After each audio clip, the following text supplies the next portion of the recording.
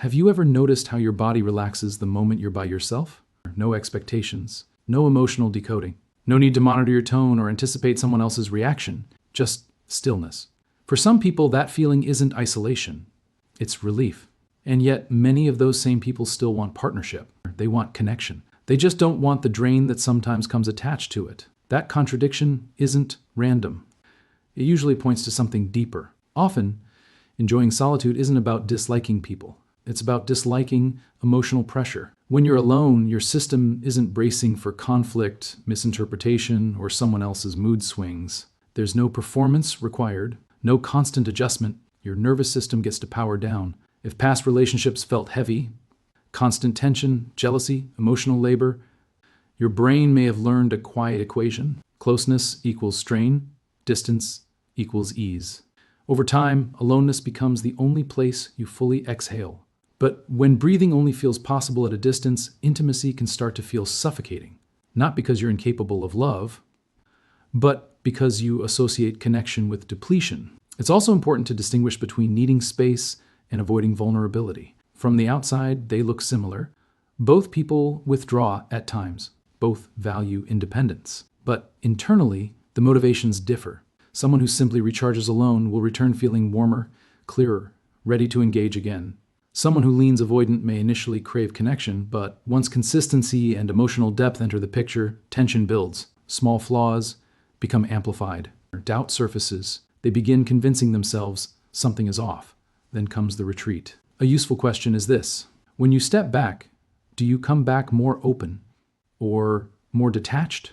Avoidance often disguises itself as strength. I don't need anyone. I'm self-sufficient. But true independence allows closeness without panic.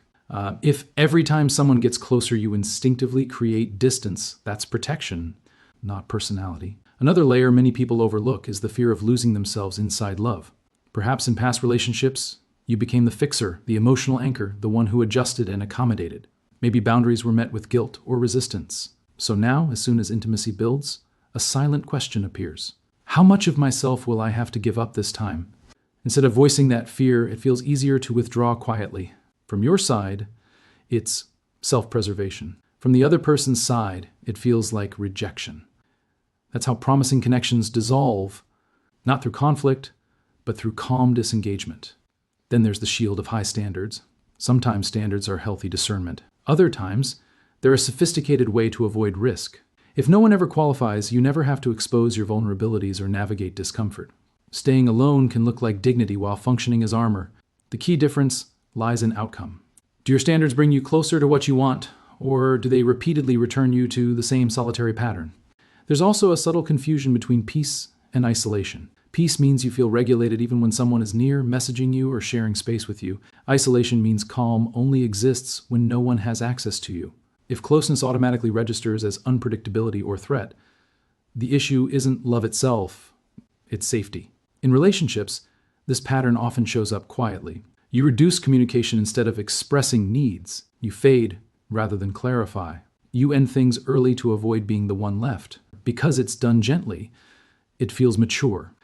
But composure isn't always health. Sometimes it's simply polished avoidance. If your relational history follows a rhythm, strong beginnings, gradual cooling, extended solo recovery, your system may have learned that proximity equals vulnerability and vulnerability equals danger. The solution isn't to eliminate alone time. Solitude can be restorative and healthy. The shift is learning how to communicate space instead of disappearing into it.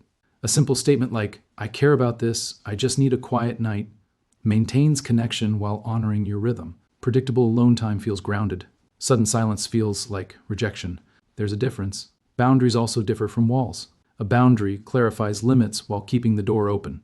A wall shuts everything down without explanation. People who are emotionally healthy will respect boundaries. People who aren't will resist them.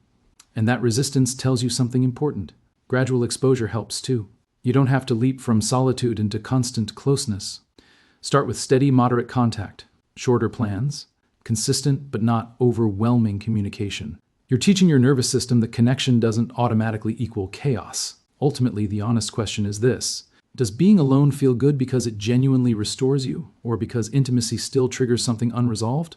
If it's mostly temperament, you likely just need balance and compatible partners. If it's mostly fear, the work isn't finding someone new. It's building new habits around honesty, boundaries, and repair. When someone begins to matter, do you feel steady or confined? If confined feels familiar, it doesn't mean you're broken.